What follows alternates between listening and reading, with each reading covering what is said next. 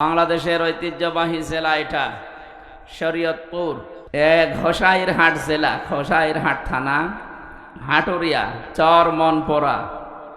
কয়েকদিন আগে গিয়েছিলাম শুধু মনপুরা, আর এটা চর মনপুরা। বাইতুন নূর জামে মসজিদ ও ইসলামী যুব সংঘের উদ্যোগে কোরআনে কারিমের যে আয়াত থেকে কথা শোনার জন্য আমরা বসে আছি। কবরের 3টা প্রশ্নের জবাবের 1 নাম্বার প্রশ্ন, মার রব্বুকা, তোমার রব কে? এ কথা যদি সত্যি আমরা বলতে চাই, দুনিয়াতে মাস্ট বি 5টা প্রশ্নের উত্তর আপনাকে জোগাড় করা লাগবে।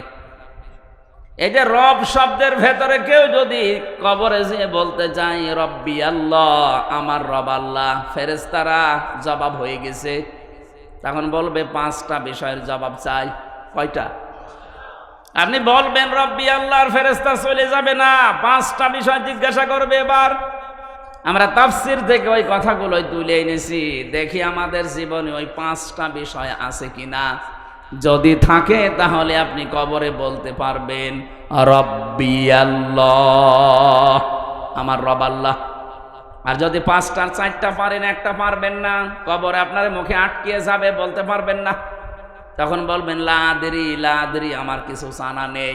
যেই বলবেন জানা নেই, ফেরেশতা বলবে নিয়ে আয় মুগুর, পিটাতে থাক। আমরা যেন ধরা খেয়ে না যাই, এই জন্য আজকের এই আয়োজন। এত কষ্ট করে ইমন ভাই সহ, টিটো ভাই সহ যারা এই আয়োজনে আঞ্জাম দিয়েছেন, আমাদেরকে বাঁচাতে চান, আমরা যেন কবরে ধরা খেয়ে না যাই। কথা বলেন ঠিক কিনা?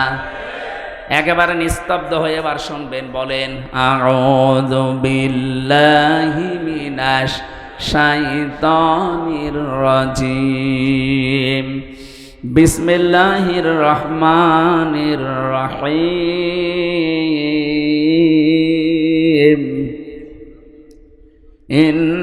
ইন্নাল্লাযীনা ক্বালু রাব্বুনাল্লাহ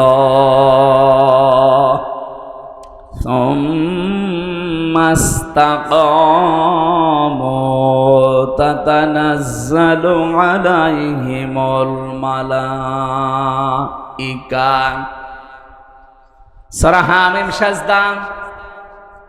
কোরআনে কারিমের ভেতরে 6666টা আয়াত আছে। মাত্র একটা আয়াতের 3 ভাগের 1 ভাগ আমরা পড়েছি। এতটুকুর উপরে আজকের কথা আমরা শেষ করব ইনশাআল্লাহ।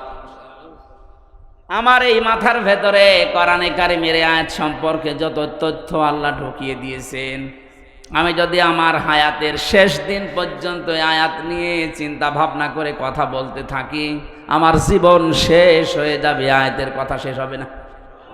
এত কথা লুকিয়ে আছে আয়াতে, আমরা এবার টান দিতে থাকি। এরশাদ হচ্ছে ইন্নাল্লাযীনা, নিশ্চয় যারা ক্বালু, এ কথা বলতে পারে রব্বুনাল্লাহ, আমাদের রব আল্লাহ। আমাদের রব কে? এটা বলার পরেই শেষ না, সুম্মা ইসতাকামু, এর উপরে যারা দৃঢ় থাকে, এর উপরে যারা ইস্তেকামাত পয়দা করে, টিকে থাকে, অটল থাকে, অটুট থাকে, স্থিতিশীল জীবন তৈরি করে শব্দের উপরে। এই যে 2টা কথা বললাম, শুনতে যত সহজ মনে হচ্ছে, এই 2টা কথা মেনে জীবন চালানো অত সহজ না। কথা বলে না কেন? আয়াতে আল্লাহ আমাদের কাজ দিয়েছেন 2টা। যদি সত্যি এই 2টা কাজ আমরা দুনিয়ার এই ছোট্ট হায়াতে করতে পারি, আল্লাহর কসম, আল্লাহ পরবর্তী 3টা পুরস্কার অবশ্যই দেবেন। এবার আসেন তো, প্রথম শব্দ ছিল রব। রব মানে, আমরা অনেকেই মনে করি রব মানে আল্লাহ। আল্লাহ একটা নাম। রব শব্দের আমি 19টা অর্থ পেয়েছি তাফসিরে, সামারাইজ করে বানিয়েছি 5টি।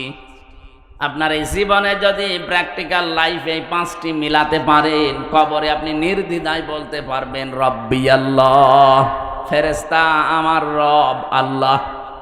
আমি তাফসির থেকে বলছি। এবার 1 নম্বরে রব শব্দের শাব্দিক অর্থ পেয়েছি, রব মানে সৃষ্টিকর্তা। রব মানে কি? 2 নম্বরে রব মানে রিজিকদাতা। 3 নম্বরে রব মানে মা'বুদ। 4 নম্বরে রব মানে আইনদাতা। 5 নম্বরে রব মানে অভিভাবক। এবার আসেন তো একটা করে আমরা কোরআনে কারিমের সাথে মিলিয়ে দেখি এই পাঁচটা আমার জীবনে আছে কিনা। এক নম্বরে রব মানে সৃষ্টিকর্তা, স্রষ্টা। সৃষ্টিকর্তা হিসাবে আমরা আল্লাহকে মানি। কথা বললেন না? আল্লাহ রাব্বুল আলামিন আমাদের যে প্রথম এই দুনিয়াতে আয়াত দিয়েছেন পড়ার জন্য, তার ভেতরে এই নামটা আছে, ইকরা বিসমি রাব্বিকাল্লাযী খলাক। আল্লাহ বলেন পড়ো ওই রবের নামে যিনি তোমাকে বানিয়েছেন, সৃষ্টি করেছেন। এখান থেকে কয়েকটা মাসলা বের হয়, আলেম যারা আছেন তাদেরকে বলছি। এক নাম্বার, বিশ্ব নবী যেদিন নবুয়ত পান, তিনি 40 বছর বয়সে হেরা গুহায় ধ্যান করেছিলেন একাধারে 3 মাস। 3টা মাস ধ্যান করার পরে তাকে প্রথম আল্লাহ এই শব্দটা দিয়েছেন জিবরাইলকে দিয়ে। ফেরেশতা এসে বলে, ইকরা ইয়া মুহাম্মদ, এ মুহাম্মদ সাল্লাল্লাহু আলাইহি সাল্লাম পড়েন। বলেন, মা আনা বিকারি, আমি পড়তে পারি না। 3 বার বলার পরেও তিনি বলেন, না আমি পড়তে পারি না। ফেরেশতা জিবরাইল যখন বুকের সাথে চাপ দিয়ে বলেন ইকরা বিসমি রাব্বিকাল্লাযী খলাক।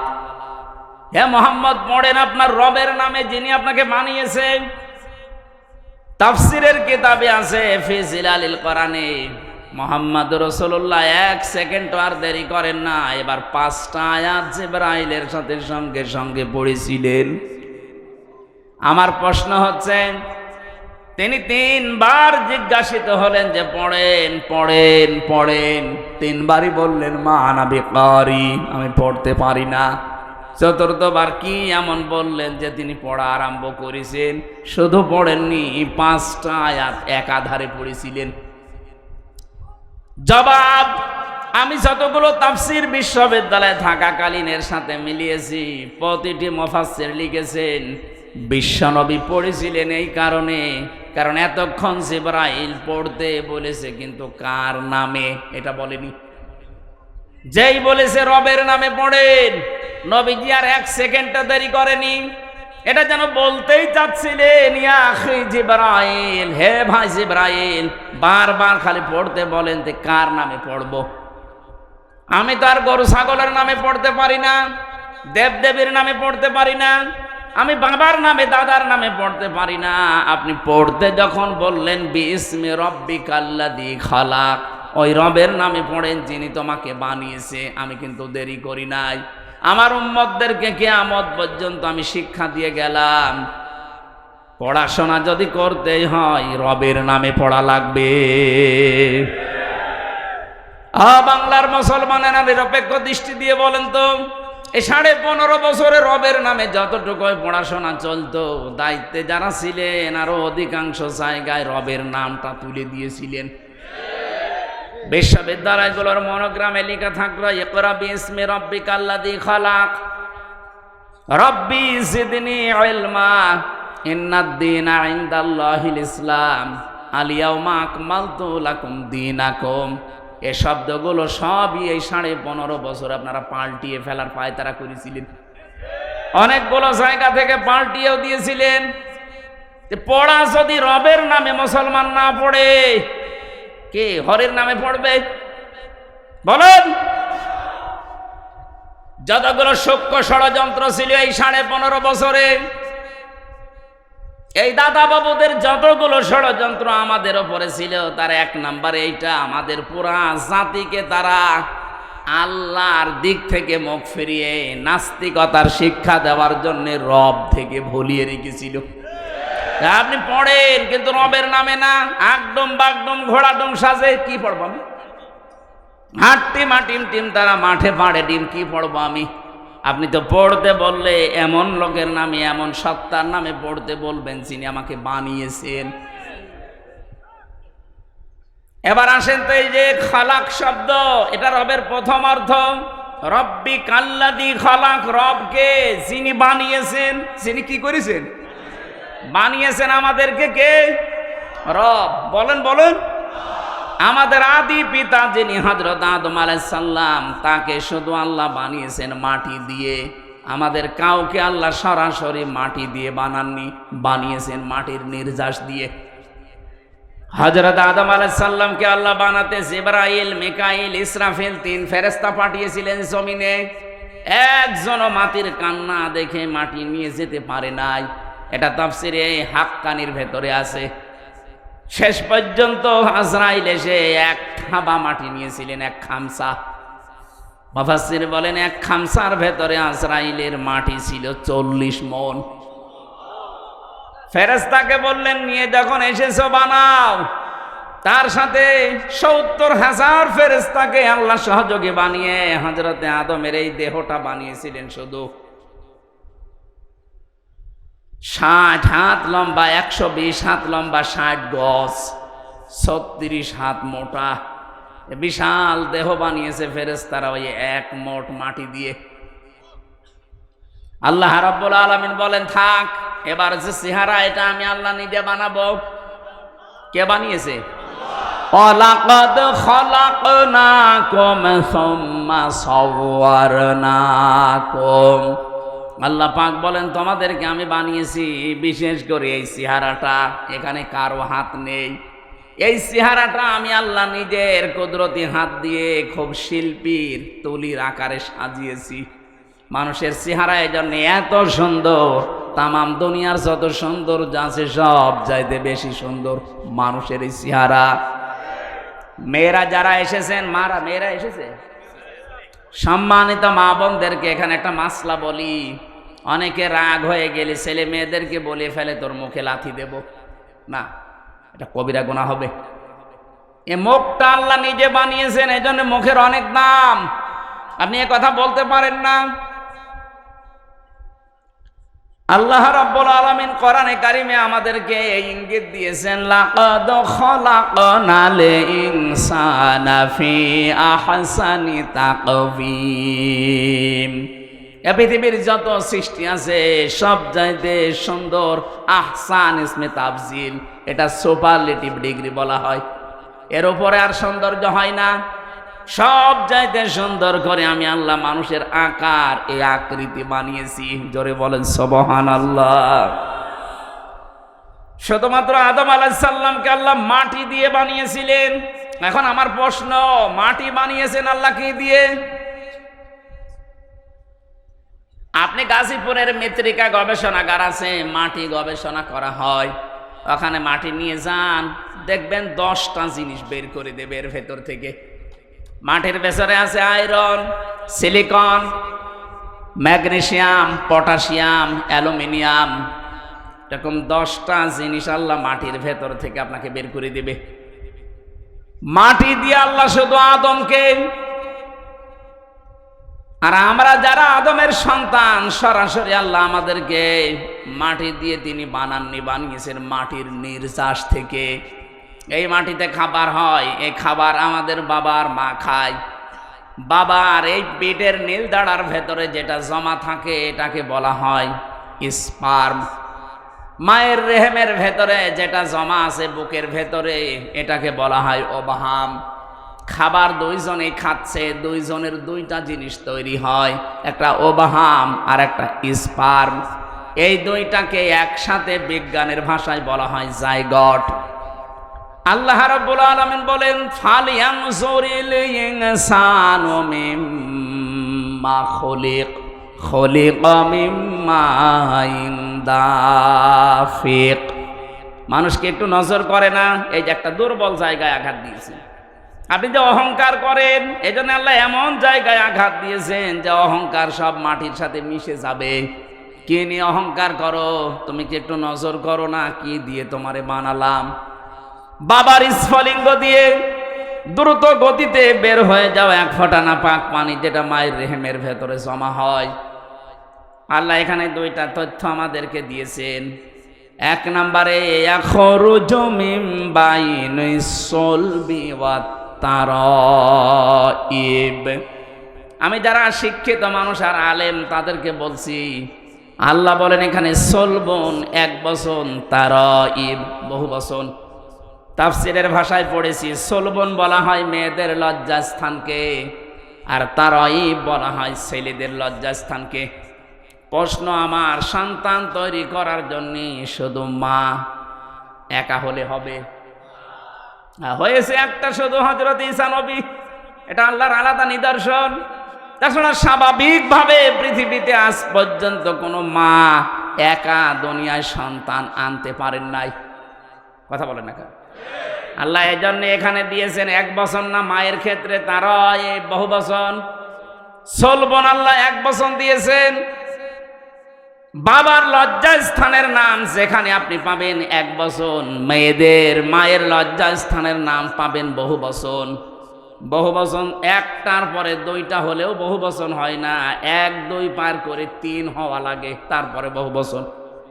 এখান থেকে হাদিসের ব্যাখ্যা হচ্ছে বাবার চাইতে মায়ের অধিকার কমপক্ষে 3 গুণ বেশি। পৃথিবীতে একটা সন্তানের জন্য বাবা যা করে, যে কষ্টটা, বিজ্ঞান এখন কষ্ট পরিমাপ করার যন্ত্র আবিষ্কার করেছে। এই যে কষ্ট, এটা কিন্তু মাপা যায়। একটা পুরুষ মানুষকে যদি 45 ডিগ্রি কষ্ট আপনি দেন, 45 ইউনিট, ও মারা যাবে। এর চাইতে বেশি সহ্য ক্ষমতা পুরুষের শরীরে আর নেই।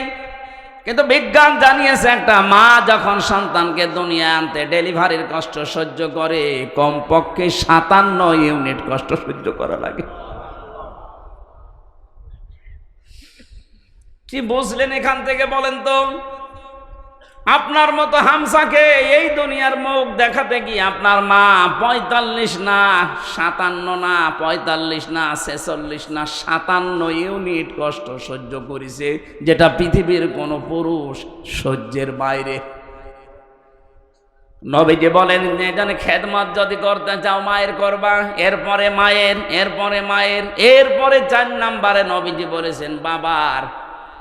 আমি চিন্তা করেছিলাম এই হাদিসটা নিয়ে, বাবার কথা আল্লাহর নবী 4 নম্বরে দিলেন, ও না বললেও ছাতা হতো। প্রথমে 1 2 3 দিয়ে দিলেন মাকে কেন? সূরা আহকাফের 15 নম্বর আয়াতে আল্লাহ এই ব্যাখ্যাটা নিজে দিয়েছেন। হামালাতুহুম করহা ওয়া ওয়াদাআতুহু করহা ওয়া হামলুহু ওয়া ফিসালুহু 30 শাহরা। আল্লাহ পাক বলেন তোকে পেটে বহন করা 10 মাস 10 দিন পর্যন্ত বস্তার মতো পেটে বহন করা, এটা দুনিয়ার কোনো বাবা এ কষ্ট টের পায়নি। টের পেয়েছি শুধু তোর মা। এই জন্য প্রথম খেদমত করতে হলে মাকে দিয়ে শুরু করবি। এমনকি দুনিয়ায় কেউ যদি টাকা পয়সা খরচ করতে চান, আজ আমরা ইসলাম না জানার কারণে চলে যাচ্ছি সেই বরিশালে, সেই চট্টগ্রামে, সেই সিলেটে। না, সূরা বাকারার 215 নম্বর আয়াত 2 নম্বর পারা 12 নম্বর পৃষ্ঠার 13 নম্বর লাইনে আছে, ইয়াসআলুনাকা মাযা ইউনফিকুন কুল মা আনফাকতুম মিন খায়রিন ফালিল ওয়ালিদাইনি ওয়াল আকরাবিন। বলেন আল্লাহু আকবার।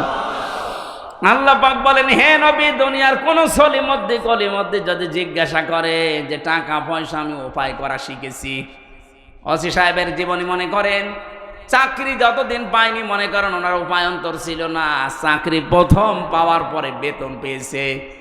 এখন যদি আল্লাহকে জিজ্ঞাসা করে রব্বুল আলামিন তুমি তো আমাকে বানিয়েছো, আমার জীবনের এই প্রথম ইনকাম আজকে প্রথম উপায় করা শিখেছি, এ প্রথম বেতনটা আমি কি মসজিদে, মাদ্রাসা, এতিমখানায় বাবার দরবারে দিয়ে আসবো? আল্লাহ বলেন না, প্রথম নাম্বারে তুই ভালো ভালো কাজে এই টাকাটা খরচ করবি। উনি যদি প্রশ্ন করে আল্লাহ ভালো কাজ দুনিয়ায় কোনটা, আল্লাহ নিজে ব্যাখ্যা দিয়েছেন। কারো হাতে ব্যাখ্যা আল্লাহ ছেড়ে দেয়নি। যদি আমার হাতে দিত, অসিরে বলতাম আপনি জায়গা পাচ্ছেন না, আমারে দিয়ে দেন। কোন বাবারে জিজ্ঞাসা করলে দরবারের বাবা বলতো কাজ পাচ্ছেন না, 2টো ছাগল কিনে দেন। এই জন্য আল্লাহ ব্যাখ্যা নিজের হাতে রেখেছেন।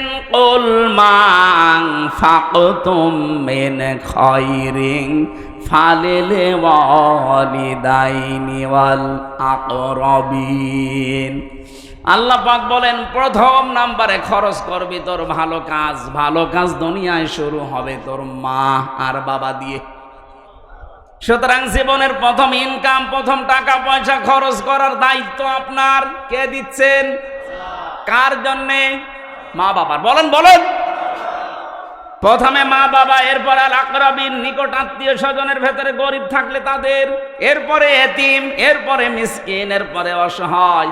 এই যে 5 জনের সিরিয়াল বললাম, এর ভেতরে বরিশাল আছে।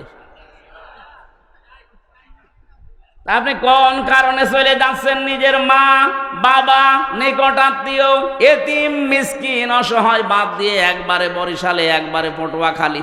কোন জায়গায় যাচ্ছেন আপনি? আটরশি যাচ্ছে।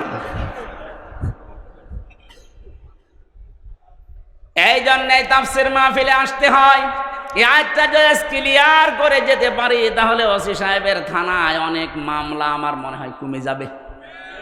কথা বলে না কেন? আমি 4-5 দিন আগে গিয়েছিলাম, যে দেখলাম এই কোলে প্রায় 20 জন মা, এই কোলে 20 জন বাবা সব বসে আছে। তাদের চোখের দিকে তাকিয়ে আমি বুঝতে পেরেছি প্রত্যেকটি মার বাবা সন্তানের জন্য বরদোয়া করছে। অথচ তাদের ছেলে মেয়েরা সব বড় বড় বিজনেসম্যান, অফিসার। শুধু ছেলের দোষ এখানে না। আমি যতটুকু সেই কয়েকজনের সাথে কয়েক মিনিট কথা বলে বুঝতে পেরেছি, প্রত্যেকেই দোষ দিয়েছে শুধু তার বৌমার।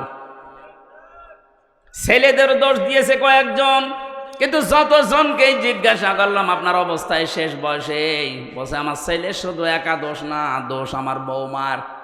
আমার বৌমা শুধু আমার ছেলেকে শুধু আমার জন্য পীড়া দিত, কষ্ট দিত, যে এ বুড়ি বাড়ি থাকলে আমরা থাকবো না। শেষ পর্যন্ত ছেলে বাধ্য হয়ে আমাদের বৃদ্ধাশ্রমে রেখে গেছে। আচ্ছা, তো 10টা মাস 10টা দিন এত কষ্ট সহ্য করেছে আমার জন্য এই মা। আল্লাহ ব্যাখ্যা দিতে গিয়ে বলেন এত কষ্ট দুনিয়ার কোনো বাবা সহ্য করেনি। ওখানে যে বাবা মায়ের লাইনে 20 জন বসা দেখলাম, ওদের কি ছেলে মেয়ে নেই? বলেন। ওরা দুনিয়ার সন্তান জন্মতে দিয়ে গিয়ে ওই 57 ইউনিট কষ্ট সহ্য করে না? কি জবাব দেবেন সন্তান হিসাবে আপনি? অথচ আপনি মসজিদে জমান নামাজে যে 200 টাকা 500 টাকা দিয়ে আসতেছেন, কে বলেছে আপনাকে মসজিদে 500 টাকা দিতে? ওখান থেকে 200 টাকা মায়ের জন্য দিলে আল্লাহর রাস্তায় সাদগা করা সওয়াব পেতেন। মা বাবাকে সমর্থ থাকার পরও যারা খরচ দেয় না, তাদের দেখাশোনা করে না, এই মানুষগুলোর জীবনের অন্য কোনো ইবাদত কবুল হবে না। আমি এটা বানালাম না। 4 জন মানুষের নাম ধরে গীবত করা জায়েজ আছে। তার ভেতরে প্রথম নম্বর ওই সন্তান, যে সন্তান নিজের সমর্থ থাকার পরেও তার মা বাবার খরচ দেয় না, তাদের খেদমত করে না। এই সন্তানের নাম বলে জনগণকে সতর্ক করা জায়েজ আছে, যে ও নিজের সন্তান হিসাবে এরকম, ও যেন কোনো দায়িত্বে যেতে না পারে। জনগণ সাবধান থাকবা। ও নিজের আসল জায়গায় যদি খরচ না করে একবারে সিরিয়াল বাদ দিয়ে চলে যাচ্ছে উনি চট্টগ্রামে। চট্টগ্রামতে 5 জনের ভেতরে একজনের নামও নেই। আছে? আপনি সিরিয়াল মেনটেন করেন। সিরিয়ালকে আমি বানালাম, কে বানিয়েছে? সুতরাং এইটা যদি বাংলাদেশে আমরা প্রতিষ্ঠিত করতে পারি কোরআনের এই আয়াত অনুযায়ী, বাংলার 630টা থানায় অনেক ঝামেলা ওসি সাহেবদের কমে যাবে। প্রতিদিন এরকম মা বাবার বিচারি করা লাগে মনে হয় 10-12টা করে। কত বড় গুরুত্ব দিয়েছেন আল্লাহ, নিজে ব্যাখ্যা করছেন। পড়া কোরআন পড়ে আমি এত ব্যাখ্যা দুনিয়ার কারো নামে পাইনি যত ব্যাখ্যা আল্লাহ দিয়েছেন মা আর বাবার নামে। আল্লাহ রাব্বুল আলামিন 2 নম্বরে জানিয়েছেন তোর মা, তোর এই দুনিয়াতে ডেলিভারি কষ্ট যে কষ্টটা পেয়েছে এটা তোর বাবা পায়নি। 3 নম্বরে কমপক্ষে 2 বছর পর্যন্ত দুধ খাওয়ানো লাগে সন্তানকে। এটা পৃথিবীর কোনো বাবা টের পায় না, যত কষ্ট সব মায়ের। আমার এই 63 দিন আগে একটা মেয়ে হয়েছে। রাতে আমার মনে হয় 24 ঘন্টার এই 12 ঘন্টা রাতে 8-9 বার তার জন্য খালি দুধ খাওয়াতে ওঠানো লাগে। অথচ এই দুধ খাওয়ানোর দায়িত্ব কিন্তু আমার বউর না, ও দায়িত্ব আমার। এটা আমি বানালাম না। কোরআনে কারিমে আল্লাহ জানিয়েছেন ওয়ালিদাতু ইরদিউনা আওলাদাহুন্না হাওলাইনি কামিলাইনি লিমান আরাদা ইয়াতিম্মার রাদা। সূরা বাকারা 2 নম্বর পারা 17 নম্বর পৃষ্ঠার প্রথম নম্বর লাইনের 231-32 নম্বর আয়াত। ভালো করে মিলাবেন যারা জ্ঞানী মানুষ আছেন। আল্লাহ পাক বলেন আমি দায়িত্ব দিয়েছি। এখানে কিন্তু লিমান আরাদা ইয়াতিম্মার রাদা শব্দটা মুযাক্কার মুয়ান্নাস না, মেয়েদের নাম আল্লাহ দেয়নি, পুরুষের নাম দিয়েছেন। যে সন্তানকে 2 বছর দুধ খাওয়ানোর দায়িত্ব বাবার না মায়ের? কোথায় পেয়েছেন মায়ের আন্দাজে? এখানে হুজুর বসে নেই। শব্দটা বললাম মুযাক্কার, পুরুষ, মায়ের নাম আল্লাহ দেয়নি। লিমান আরাদা, লিমান আরাদা ইয়াতিম্মার রাদা। এর যত কষ্ট স্বীকার করা লাগবে, যত অর্থনৈতিক সাপোর্ট দেওয়া লাগবে, সব বাবার, মায়ের কোনো দায়িত্ব নেই। মা যদি সন্তানকে দুধ পান নাও করায় গুনাহ হবে না, কিন্তু বাবা যদি দায়িত্ব পালন না করে তার গুনাহ হবে।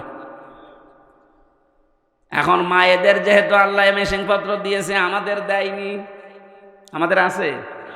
আপনি কিয়ামত পর্যন্ত চেষ্টা করবেন, এখানে ধরে রাখবেন, বাচ্চা 1 ফোঁটা দুধও পাবে না, কিন্তু দায়িত্ব তো আমার।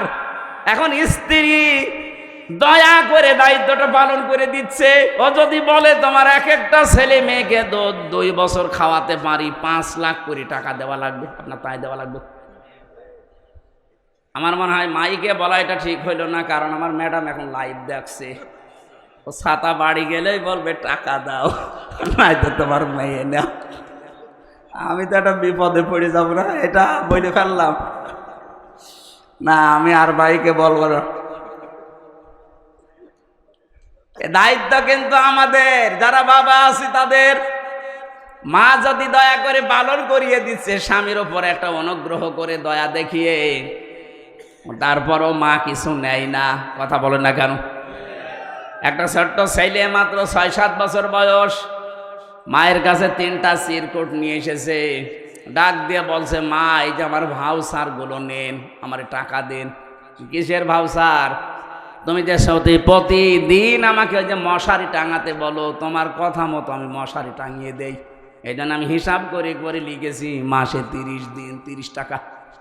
ঠিক আছে, তোর ভাউচার দে।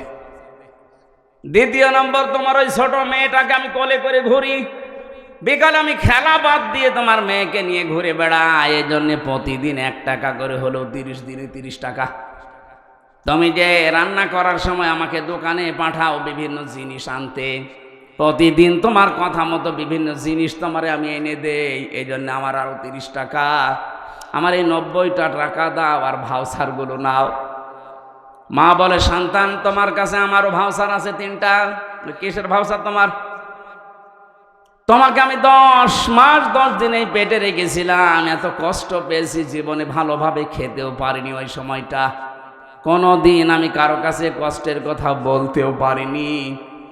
হে আমার সন্তান, আমি তো কোনোদিন এ ভাউচার তোমাকে ধরিয়ে দেইনি, আজকে আমি তোমার হাতে ভাউচারটা দিলাম।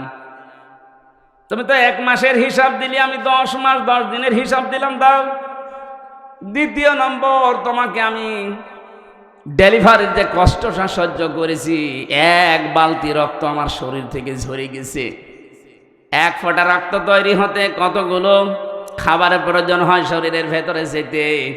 1 বালতি রক্ত তোমার মুখ দিয়ে দেখার জন্য আমি শরীর থেকে ঝরালাম। এই জন্য দুনিয়ার কেউ আমাকে আজ পর্যন্ত 1টা টাকাও দেয়নি। এই ভাউচারটা নিয়ে কিছু টাকা দাও। 3 নাম্বার, তোকে আমি 2 বছর পর্যন্ত দুধ খাওয়ালাম। বিজ্ঞান এখন প্রমাণ করছে একটা সন্তান কমপক্ষে দিন রাত মিলে 8 বার 9 বার দুধ খায়। প্রতিবার যদি 1 পোয়া করেও হয়, 2 বছরে হয় 36 মণ। কত বলেন? যেই সময় ধরে আমি 2 বছর 36 মণ দুধ খাওয়ালাম, 1টা টাকা উপায় করার মতো ক্ষমতা তোর ছিল না। তোর নড়াচড়া করা, শুধু হা হো করা, কান্না ছাড়া কোনো ভাষাও ছিল না। এমন সময় তোকে 2 বছর একাধারে দুধ খাওয়িয়েছি। আমারে ভাউচারটা নে, টাকাগুলো আমারে দে। পৃথিবীতে সবচাইতে বেশি অধিকার আল্লাহ পাক এই জন্য মায়েদের দিয়েছেন। আমি কিন্তু ওই যে আখরুজু মিন বাইনি সলবি ওয়াত তারাইব এই শব্দ ছিলাম। বাবাকে আল্লাহ লজ্জাস্থানের ব্যাপারে 1 বচন দিলেন, আর মেয়েদের দিয়েছেন বহু বচন। কারণ পৃথিবীতে বাবার ছাড়া মায়ের কষ্ট সন্তানের পেছনে 3 গুণ বেশি হয়। বাবার শুধু বিছানায় থাকা দায়িত্ব, বাকি যা করার আপনার মাই করেছে, আর এগুলো করিয়েছেন কে? আরো জোরে বলেন। আল্লাহ রাব্বুল আলামিন দলিল দিচ্ছেন সূরা মুমিনুনে, ওয়ালাকাদ খালাকনাল ইনসানা মিন সুলালাতিন মিন তিন সুম্মা জাআলনাহু নুতফাতান ফি করারিম মাকিন। অবশ্য আমি মানুষকে বানিয়েছি ঠনঠনে মাটি দিয়ে, মাটির নির্যাস থেকে বানিয়েছি। এরপর একটা সুরক্ষিত জায়গায় আমি আল্লাহ তাকে একটা সুরক্ষিত প্যাকেটের ভেতরে রেখে দিয়েছি। এই যে কারারিম মাকিন বলা হয় এমন জায়গাকে যেখানে হাতের স্পর্শ লাগে না। 2টা জায়গা আছে শুধু হাতের স্পর্শ লাগে না। একটা মায়ের যেখানে সন্তান থাকে জরায়ু, 2 নম্বরে লাউহে মাহফুজ যেখানে কোরআন আছে। কথা বুঝতেছেন? এখান থেকে একটা মাসলা আছে, আপনি বুঝতেছেন? না না, আপনার আওয়াজ শুনে তো মনে হচ্ছে না আমার কথা বোঝা যায়। এই কারারিম মাকিন যেটা, এই জায়গাটা বললাম কয়টা? একটা মায়ের রেহেম যেখানে সন্তান থাকে, এখানে হাতের স্পর্শ লাগে না। আর একটা জায়গা আছে লাউহে মাহফুজ। কেন এটা বললাম? এখানে শিক্ষিত অশিক্ষিত, বাংলা শিক্ষিত অনেক মানুষ আছে, তাদের উদ্দেশ্যে এবার বলছি। বিশেষ করে এটা আমি বাংলাদেশ, ভারত আর পাকিস্তান এই 3টা দেশে যেয়ে দেখেছি।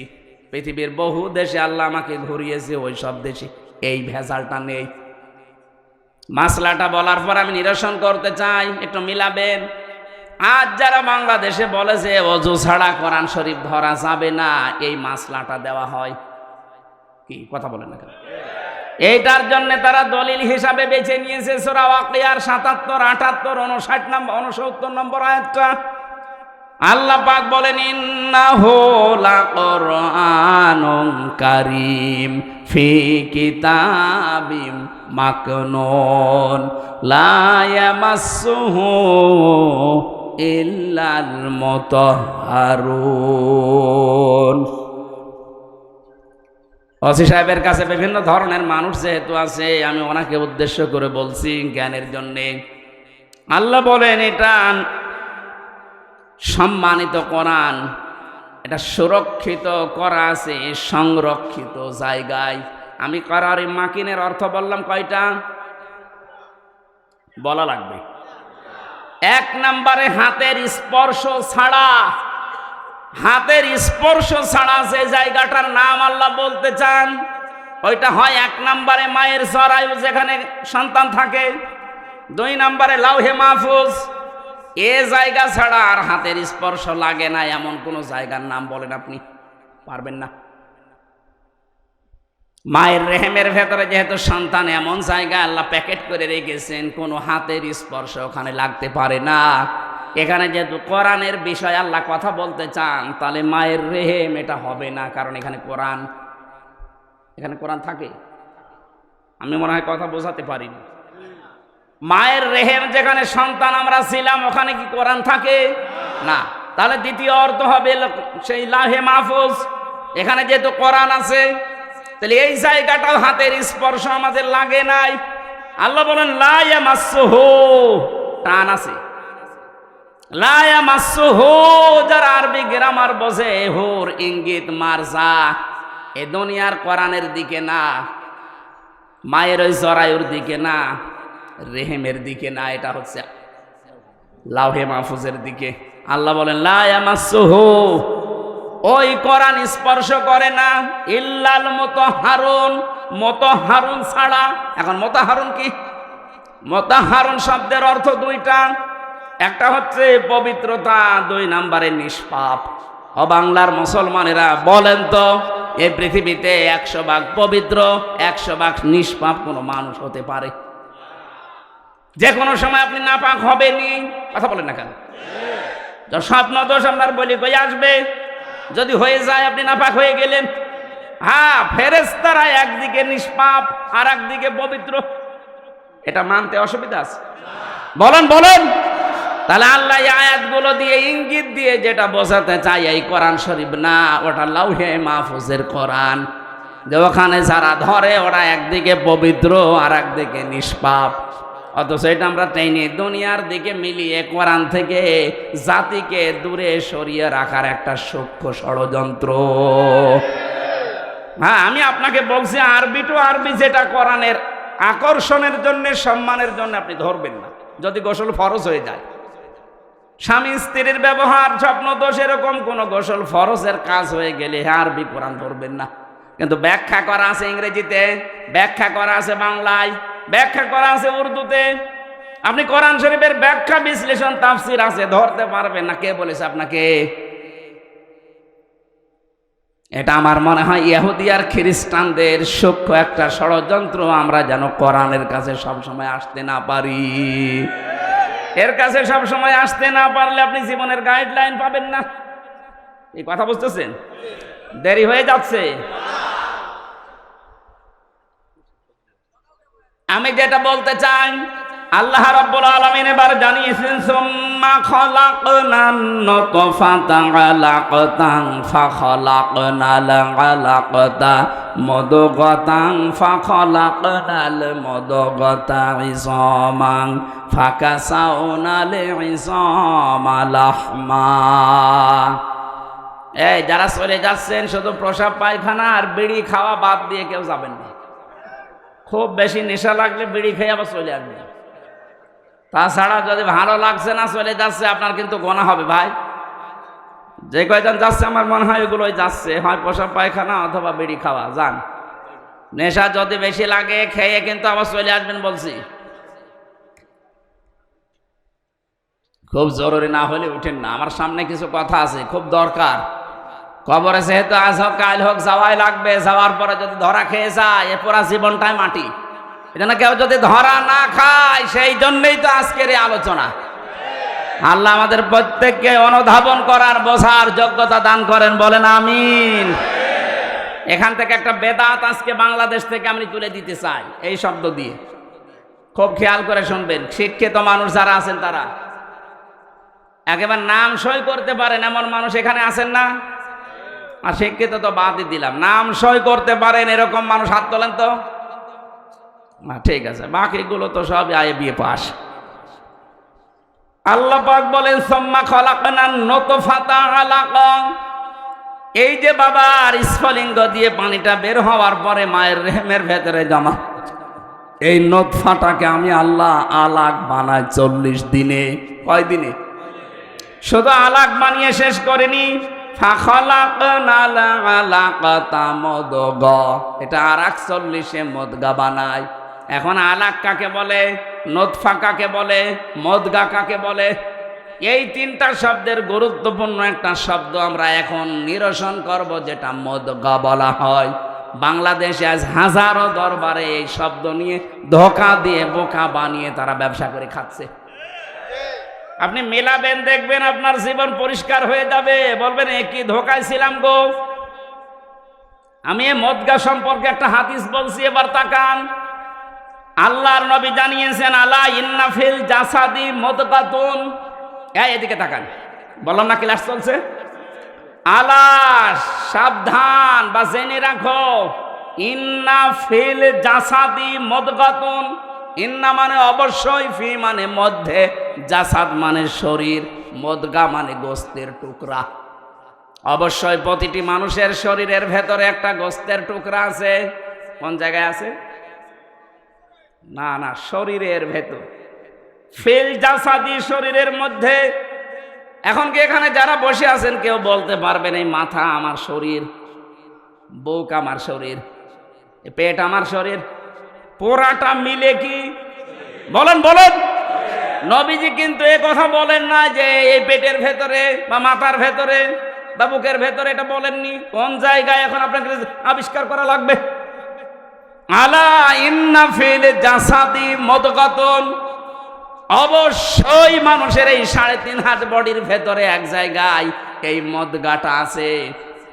ইদা সলোহাত সলোহাল জাসাদু ও ইদা ফাসাদাত ফাসাদাল জাসাদু।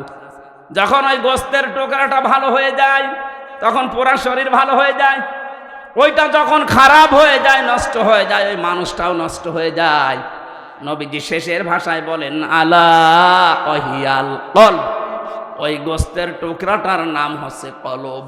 নাম কি? বলেন বলেন। এবার আমার প্রশ্ন হচ্ছে, কি হচ্ছে না, কি করে আমি এই তথ্য যদি আপনি বলতে না পারেন না, দেখেন আপনার টাক পাঠাবো, ভণ্ডামি করার জন্য।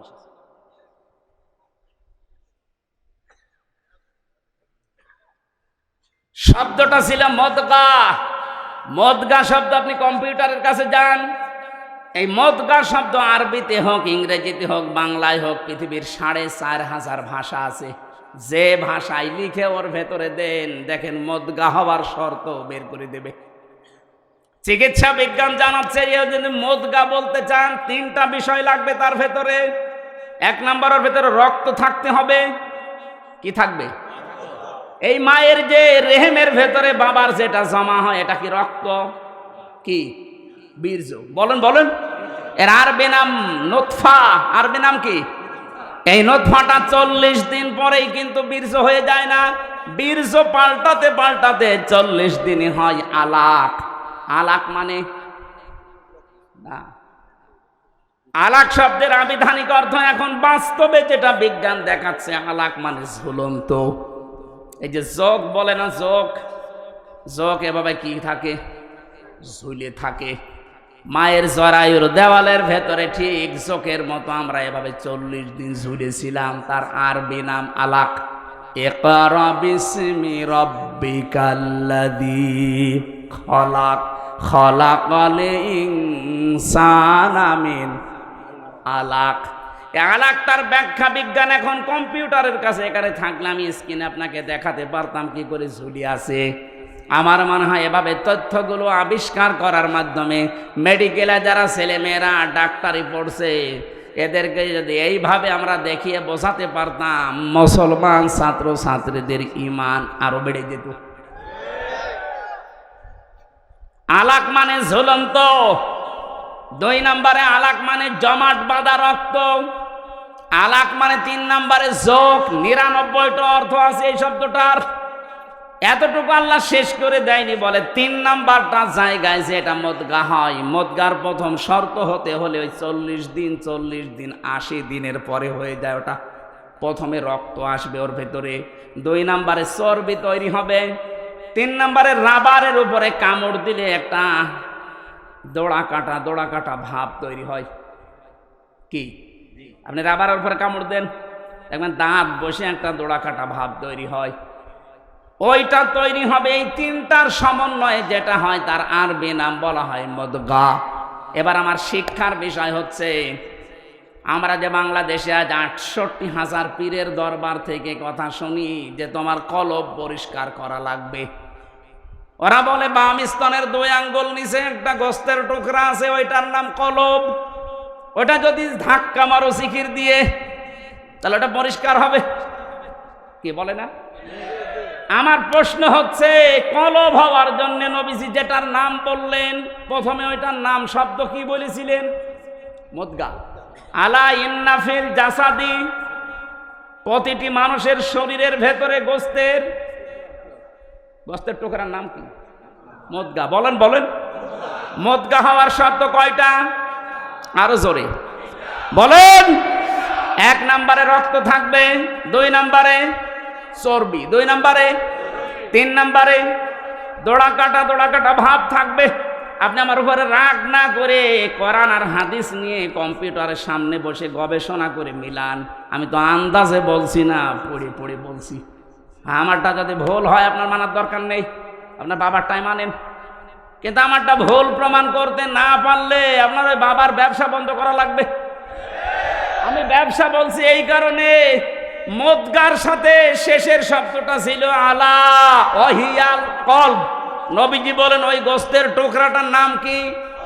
তাহলে মদগা হওয়ার যে শর্তগুলো, এটার নাম যেহেতু কলব, আমরা যেহেতু কলব এই জায়গায় বলছি বাম স্তনের 2 আঙ্গুল নিচে, এবার এখানে আপনি বুক ছিঁড়ে ওইটা গোস্তটা বের করেন, দেখবেন ওখানে হয়তো রক্ত আছে, গোস্ত আছে, চর্বি পাওয়া যাবে, রক্ত গোস্ত চর্বি, কিন্তু দোড়া কাটা ভাব আপনি পাবেন না। 3 নম্বরের শর্ত বিজ্ঞান মিলাচ্ছে, এই যে মাথাটাকেও যদি এই মগজটা ফেলে দেন, উপরের খাপড়ি মগজ বের করে নিয়ে আসেন। এখানে সামনে আছে ফ্রন্টাল লব, অক্সিপিটাল লব, প্যারাইটাল লব, হাউজিং লব, এখানে 70টা জিনিস লাগানো আছে। 70টা জিনিসে 70,000 তার দিয়ে পুরা শরীরে আমার আল্লাহ কভার করছে। এই সামনে যেটা আছে ফ্রন্টাল লব, আমরা মনে করি এইটা দিয়ে আমরা দেখি না, দেখি তো চোখ দিয়ে, কিন্তু এটা প্যারাইটাল লব পেছনে লেখা আছে। পেছনে এই জায়গায় যেটা সেট করা আছে, এখানে তার দিয়ে আল্লাহ ঘুরিয়ে পেছি, আপনি মানুষের এই পুরা চামড়াটা ফেলে দেবেন, দেখবেন বিশাল ইঞ্জিনিয়ারিং কায়দা আল্লাহ বানিয়েছে। কিভাবে যে তার সেট করা, আপনি সেজদা দিতে আল্লাহকে বাধ্য হবেন। দেখি তো চোখ দিয়ে, কিন্তু এই চোখ তো প্রথমে দেখে না, দেখে এইটা পেছনের এই যে এখান থেকে দেখার পরে তারের মাধ্যমে চোখের কাছে আসে, তাড়াতাড়ি এখান থেকে সিদ্ধান্ত যায় ব্রেনে, এই ব্রেন থেকে আগে, মগজ থেকে আগে সিদ্ধান্ত তাড়াতাড়ি দ্রুত গতিতে বলে, এই সাপ দেখতে পেয়েছিস, তাড়াতাড়ি লাঠি হাতে নে অথবা পেছনে দৌড় দে। এটাকে আপনার চোখ বলে। কে বলে? আরো জোরে বলেন। তাহলে এবার মগজ আপনি খুলে দেখবেন, ওর ভেতরে চর্বি আছে, ওর ভেতরে রক্ত আছে, আর ওই যে দোড়া কাটা ভাব ওর ভেতরে আছে। ওটা শুধু ভাব, দোড়া কাটা না, ওগুলো সব নার্ভ। আমার আল্লাহ এমন ভাবে সেট করে রেখেছে, প্রতিটি সেলের ভেতরে আবার আছে সুখ, দুঃখ, কষ্ট, আনন্দ। এখানে আবার 80 প্রকার জিনিস পাবেন। আমার সাথে, কোরআনের সাথে, বিজ্ঞানের সাথে আমি যখন বসে মিলাই, আমার মাথা এমনিতে আল্লাহর সেজদায় নত হয়ে যায়। রব্বুল আলামিন বলেন, তাহলে আমি যেটা বোঝাতে চাচ্ছিলাম, বাংলাদেশ সহ আর ভারতে, এই 2টা দেশে এগুলো বেশি। আজ হাজারো মানুষকে জিকিরের নাম দিয়ে কলব পরিষ্কারের কথা বলি, ও করছেন। আরে ভাই, জিনিস তো ওখানে নেই।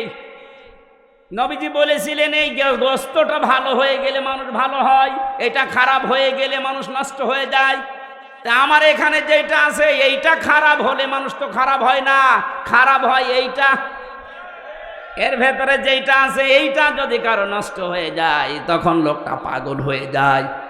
এইটা খারাপ হয়ে গেলে ঘুষ খায়, এইটা খারাপ হয়ে গেলে সুদ খায়, এইটা খারাপ হলেই মিথ্যা কথা বলে, এইটা খারাপ হলে জেনা করে। আর কথা বলছে না কেন? এটা যদি সত্যি আমরা আজ বুঝে ফেলি, বাংলাদেশে আজ হাজারো দরবারে উল্টাপাল্টা জিকির বন্ধ হয়ে যাবে। তাহলে যারা এই জিকিরের নাম নিয়ে কলব পরিষ্কারের কথা বলে বুক ব্যথা করাচ্ছে, তারা আমারে ভালো বলবে যে হুজুর যেন আমার জেলায় আর না আসে, দেখে তো ওর ব্যবসায় ভাটা পড়ছে। আরে ভাই, বুক পরিষ্কার করে কি করবেন আপনি? এটা সাবান দিয়ে পরিষ্কার করেন, পরিষ্কার তো করা লাগবে। এইটা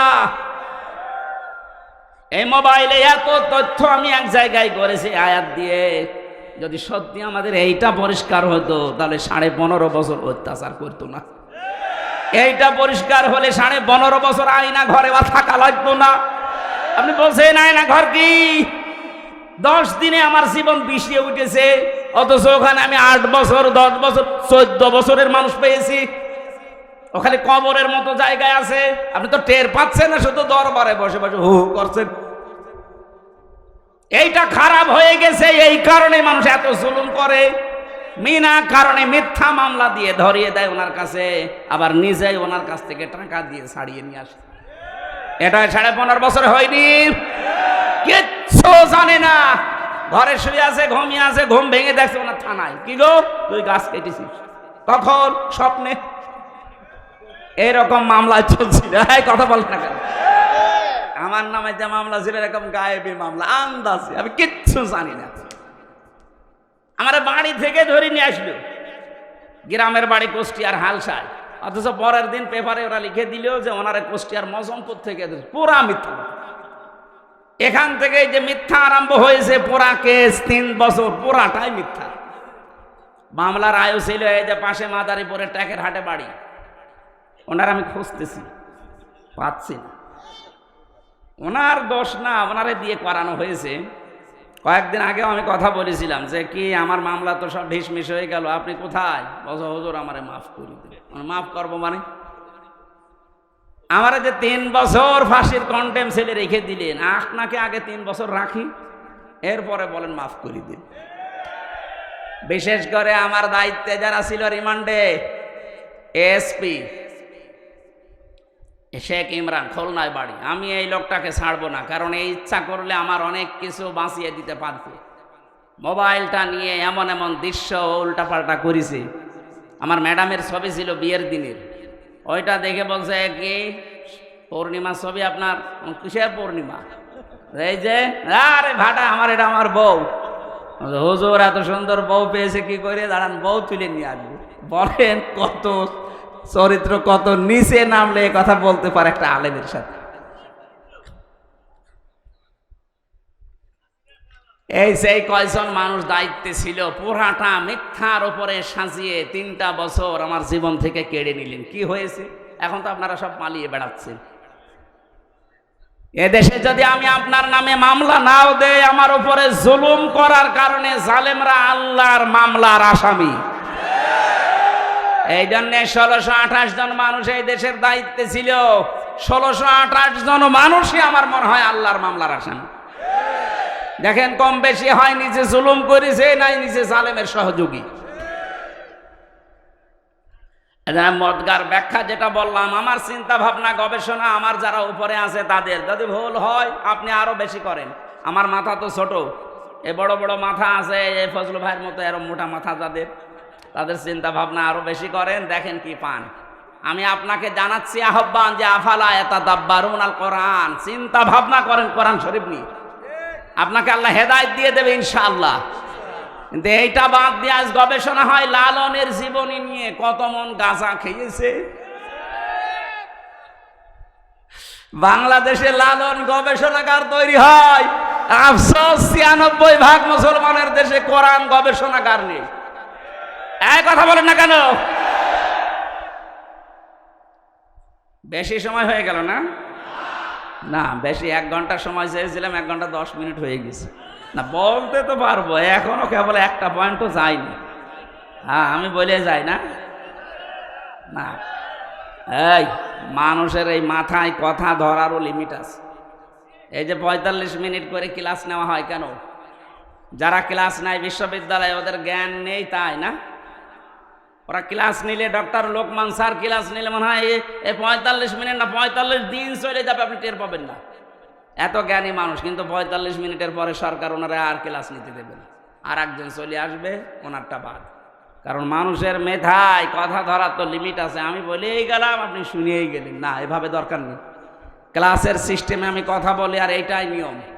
10 মিনিট বলার পরে যদি 5টা কথা বাড়ি নিয়ে যেতে না পারেন, ও বলাও যা না বলাও তা। আমি বই লিখেছিলাম ছেলে বসে বসে, যেগুলো লিখেছিলাম তার একটাই 3-4 দিন আগে পাবলিশড হয়েছে, এই সৃষ্টি জগৎ নিয়ে।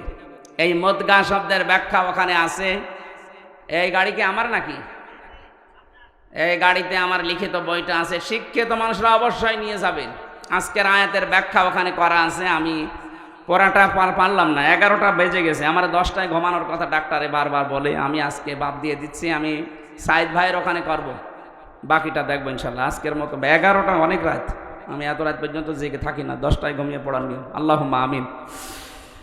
লা ইলাহা ইল্লা আনতা সুবহানাকা ইন্নী কুনতু মিনাজ জালিমিন।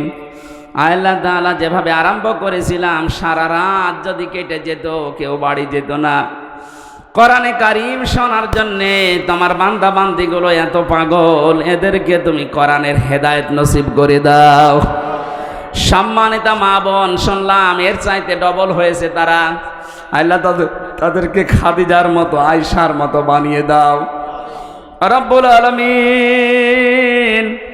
মেয়েদেরকে যে 4টা কাজ তোমার নবীজি দিয়েছেন, 5 ওয়াক্ত নামাজ আদায় করা, রমজানের ফরজ রোজা রাখা, নিজের স্বামীরকে জায়েজ হুকুম মেনে খুশি রাখা, নিজের শরীরকে হেফাজতে রাখা, পর্দায় রাখা, এই 4টা কাজ তুমি আমাদের মেয়েদের করার তৌফিক দাও।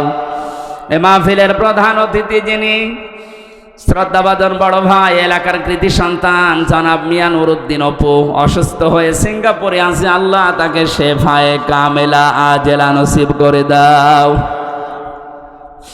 রব্বুল আলামিন। এ মাহফিলের প্রধান অতিথি, বিশেষ অতিথি যারা এসেছে, সম্মানিত সভাপতি আমার ইমান ভাই সহ আল্লাহ তাআলা এ থানার অফিসার ইনচার্জ, আমাদের অভিভাবক শ্রদ্ধাভাজন বড় ভাই ওসি সাহেব সহ যত আলেমরা বসে আছে, আলেমদেরকে তুমি মঞ্জুর করে নাও। এ মাহফিল করতে গিয়ে তোমার বান্ডা টিটু সহ যত যুবকরা আঞ্জাম দিয়েছে, প্রত্যেকটা যুবককে অমরের মতো বানিয়ে দাও। এদেরকে যে মা পেটে নিয়েছে, মায়ের পেট খাদিজার মতো বানিয়ে দাও। এলাকায় মাটির নিচে যত মানুষ ঘুমিয়ে আছে, কোরআনের ইজ্জতে মাফ করে দাও। তোমার যে বান্দার মাধ্যমে সেই কুষ্টিয়া থেকে পর্যন্ত কোরআনে কারিম বলার জন্য এসেছিলাম, হাফেজ সাইদুল ইসলামকে কবুল করো আল্লাহ। মাওলানা হোসাইন আহমেদ সহ আব্দুল বাতেন ভাই সহ যত আলেমরা এখানে কথা বলেছে, আলেমদের কথাগুলো জীবনে আমলের সুযোগ দাও। জগদ্দল একটা পাথর আমাদের বুকের ওপর থেকে সরিয়ে দিয়েছো আল্লাহ, চর্ম চোখে আমরা দেখতে চাই কোরআন দিয়ে দেশটা চলছে। সর্বপ্রকার জুলুম থেকে তুমি আমাদেরকে বাঁচাও। 3টা বছর জালেমের জেলখানায় আমার শরীরটা অসুস্থ হয়ে গেছে। আল্লাহ তুমি আমাকে শেফায়ে কামেলা আজেলা নসিব করে দাও। আমার শরীরটাকে আগের অবস্থায় আবার ফিরিয়ে দাও। কখন কার কাছে মরণ চলে আসে আমরা জানি না, মরণ আসলেই যেন পড়তে পারি লা ইলাহা ইল্লাল্লাহু মুহাম্মাদুর রাসূলুল্লাহ।